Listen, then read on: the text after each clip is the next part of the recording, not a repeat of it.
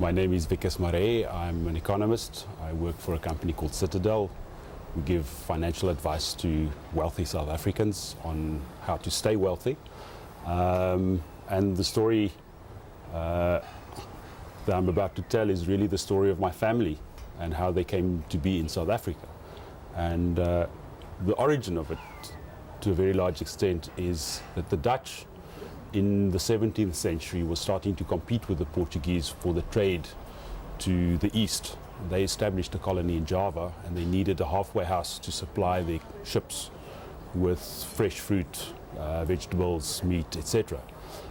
So they sent a guy called Jan van Riebeeck away from Java because he had been doing too much trade for his own account rather than the Dutch East India Company's account to come to the Cape and to start this halfway house. And he did so successfully. 10 years later he went back to Java and was reinstated to become a commercial trader again. But the Cape was then actually run not by a country but by a commercial company, the Dutch East India Company, for about 150 years, from 1650 to 1800. It was the Cape was run by the Dutch East India Company, and they had quite a lot of Dutch settlers come in, and part of the other people who came in were in fact French Huguenots, because when the Huguenots were kicked out of France by the Catholics, some went to England, which was a Protestant country, and others went to Holland, which was also a Protestant country. And the Dutch ones were sent on to the Cape, the English ones were sent on to America, so you've got the Huguenots all over the world. And my surname, Marais, comes from one of the Huguenot families who came out, two brothers called, where the surname Marais came out. And my family is part Huguenot and part Dutch. But the Dutch only ruled the Cape until about 1800, at which time, as part of the Napoleonic Wars, the English, in fact, supplanted the Dutch at the Cape, but they were obviously not as sympathetic to the Dutch settlers as the previous Dutch government had been.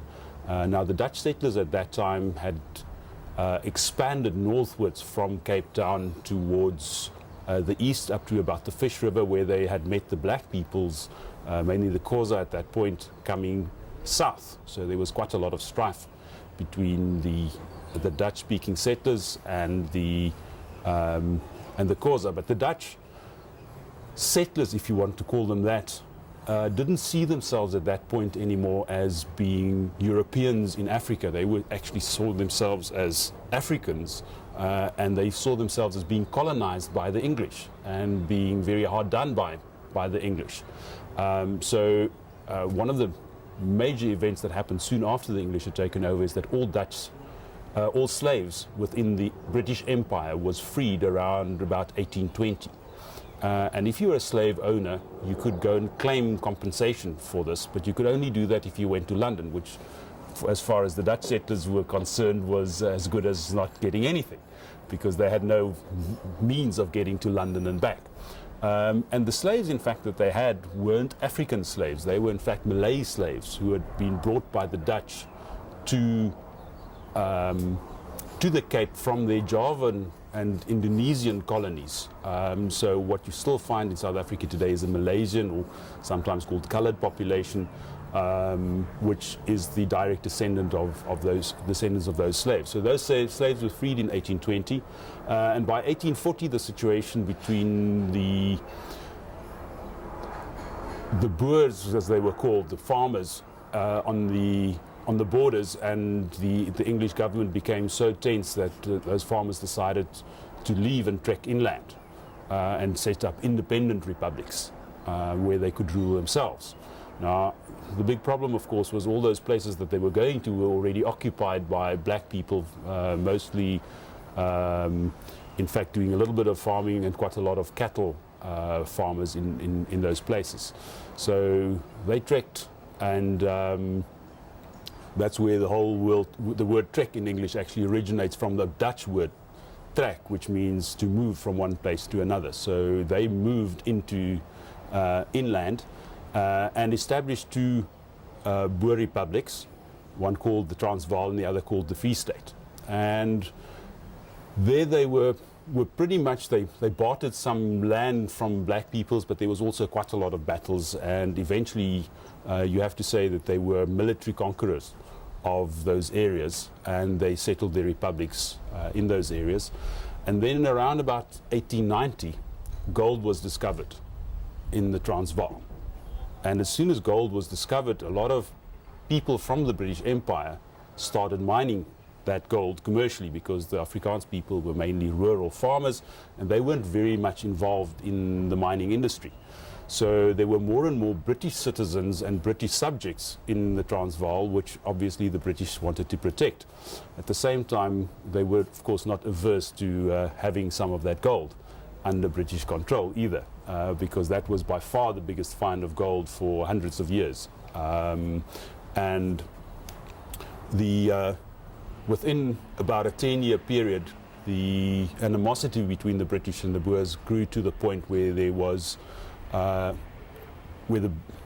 fact, there was a British invasion of both the Free State and the Transvaal, and British rule was established over the whole of South Africa by around 1902. Now, the Boer War is a very interesting episode in the sense that it is actually a lot of the things that happened in the First World War could have been deduced as strategy from the Boer War, because the first of the major wars that Britain was involved in were, in fact, trench warfare was used. And because in the initial part of the war, the English were attacking the Boer positions when the Boers were entrenched. And in fact, a much smaller Boer contingent had in fact held off the British for a long time. So it became clear that defensive positions were in fact much more easy to maintain than offensiveness in the new wars with rifles, etc. So the Boers were in fact supplied by the Germans of Moser rifles, which they bought with the proceeds of the gold that they'd mined, and those were the first.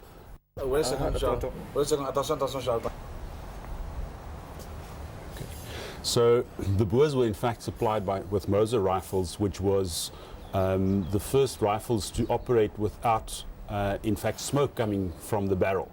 So the English had a lot of problems establishing the positions of the Boers. And obviously this was a bit of a precursor of what was to happen later on in the First World War. And in fact, the commander of the British Army in the First World War, Lord Kitchener, was also eventually the commander of the English forces in South Africa by the end of the Boer War. So a lot of the British experience of war by the First World War had actually come from the Boer War.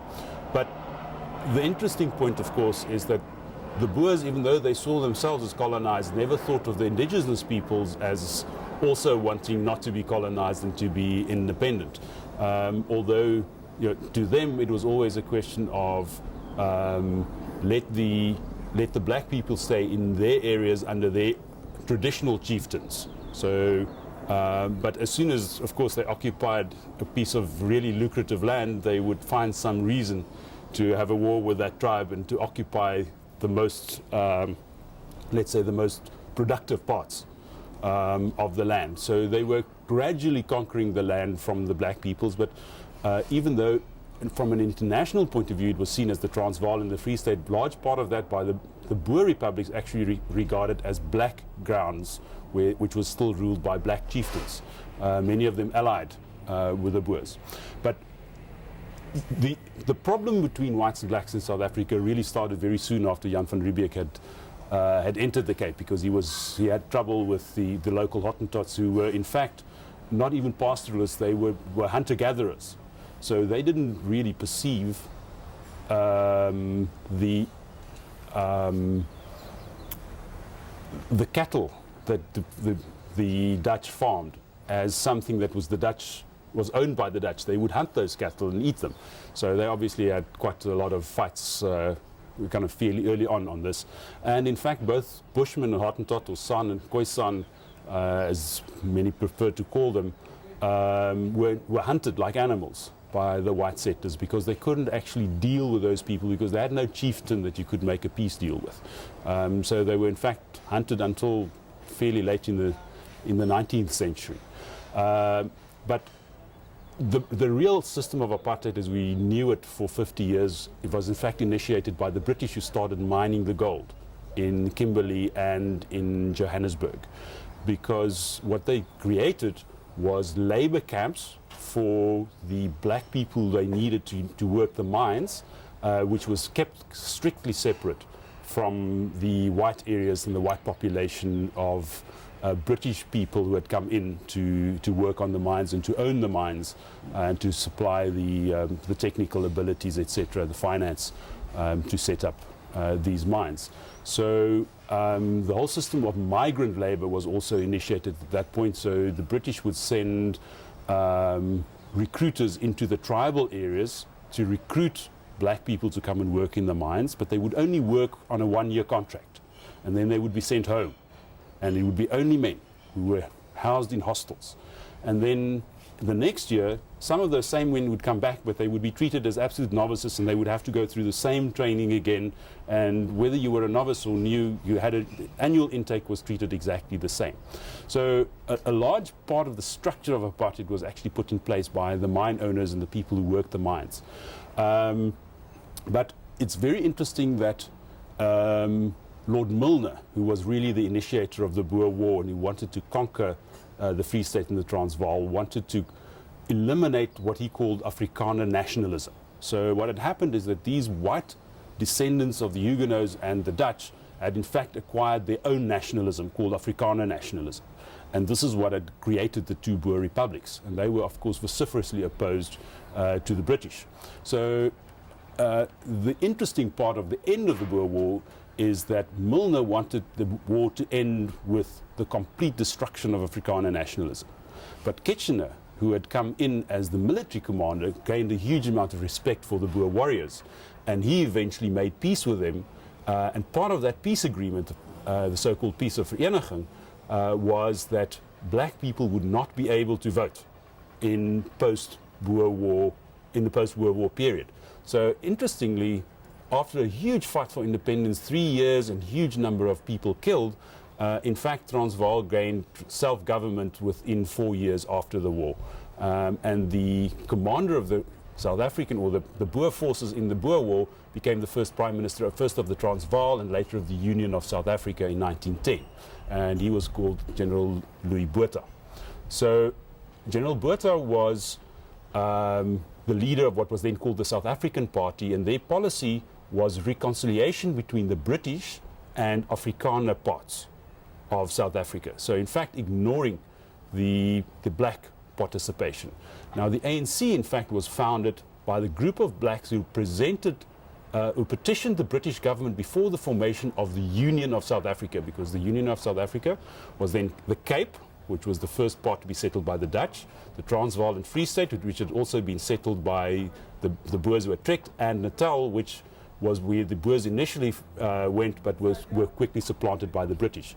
So the new union was actually formed by two dominantly English-speaking parts and two dominantly Afrikaans-speaking parts among the white population. And the main political divide within the new Union of South Africa within the white population was between English-speaking, which was regarded by the Afrikaans speakers as the conquerors and the colonists, and the Afrikaans speakers.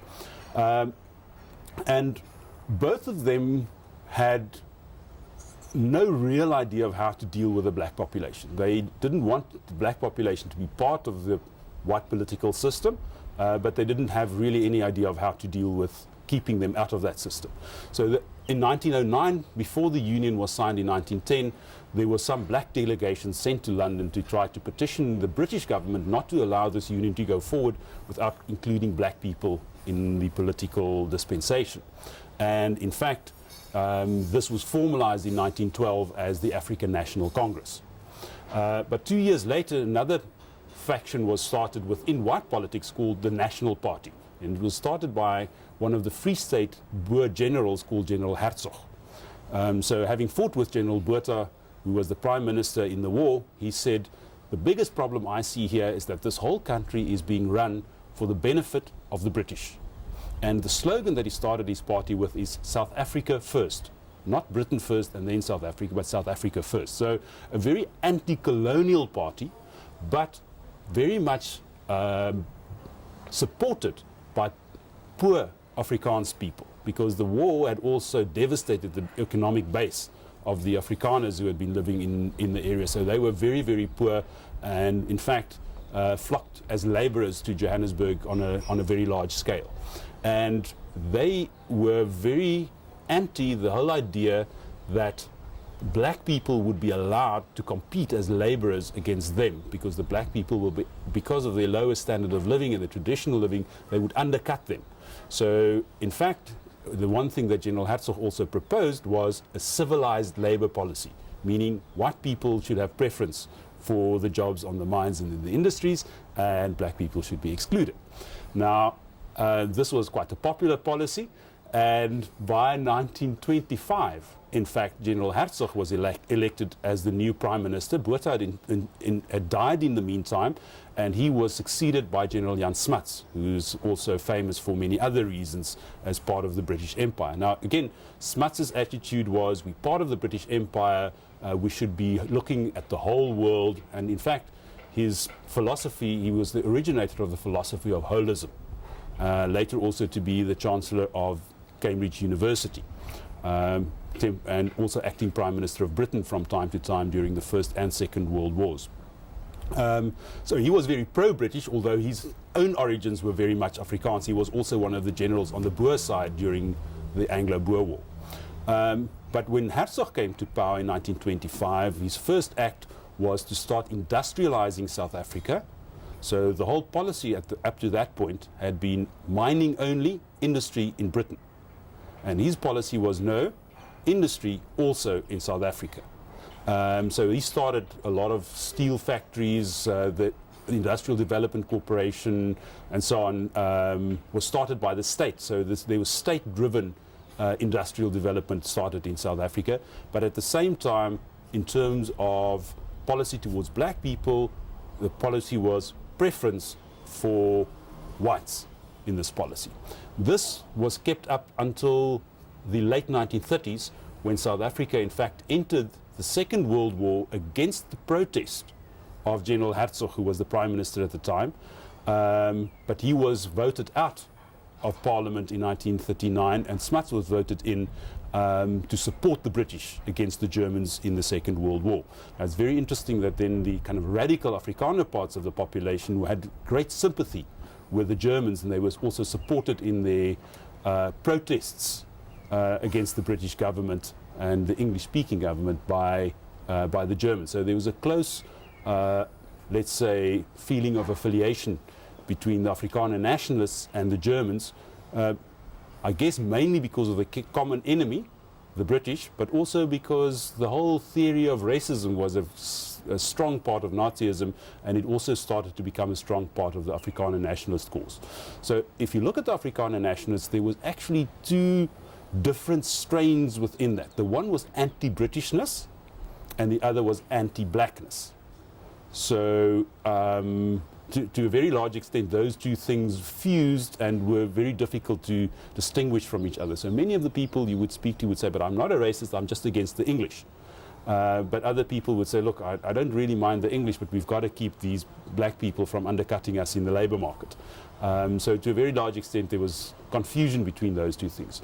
But what happened is that after the Second World War in 1948, Jan Smuts was busy setting up the United Nations and feting the king who came to visit South Africa in 1947, but not attending to politics at home. And in the 1948 election, the National Party came to power.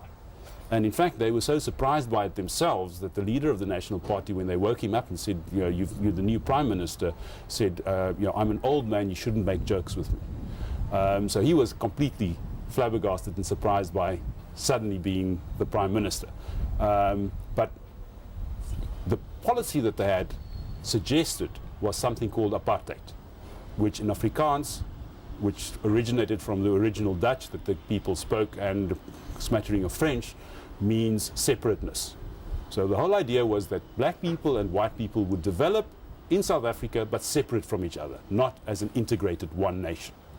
But again, the whole idea of apartheid was, it was such a nice general term that everybody could interpret it the way they liked. So it was a kind of popular policy that very few people really understood. But just saying that people should be separate from each other obviously wasn't sustainable in the long run, and this was very soon realized by the person who would eventually become known as the architect of apartheid, Hendrik Verwoerd. And he was, in fact, a newspaper editor who became a member of parliament in 1948 and then went on to cabinet to be the minister of what you would essentially say the Minister of Black Affairs. So he had to deal with the black people, and he came up with the idea of separate development, saying what we'll do is not only to keep these people separate in the ways that they would use separate lifts and that they would use separate entrances to post offices and so on, the kind of things that I grew up with, but that you would actually create separate countries where black people could in fact be decolonized and where they would fend for themselves and where they would be completely independent, and that those would be set up in the remains of the original black kingdoms that had existed before the trek northwards from the Cape. So in fact 13 different homelands was set up for black people, and a large majority, in fact, of South Africans at that stage, black South Africans, lived within those homelands and or had their main home, I would say, in those homelands, but they were in fact transitory labor. So the males would come into the cities, work in the mines, work in the industries, go back to those tribal areas, and those tribal areas were then converted into the so-called black homelands. Now the ANC from the word go was highly opposed to this whole idea. And just to give you an idea of how fair it was, 13% of the country was were these black homelands, and the other 87% was where white South Africans would live. So it was never intended to be a very fair thing, but at least in theory it was something that could be sustained in the long run. You wouldn't hold these people back, you wouldn't infringe their human rights, you would just give them a separate opportunity within their own cultures, with their own languages, to actually go forward. And the kind of propaganda of the National Party, which I don't think was 100% without merit, is that the British-orientated opposition wanted to turn black people into black Englishmen. And that the Afrikaans view was that everybody should have their own identity.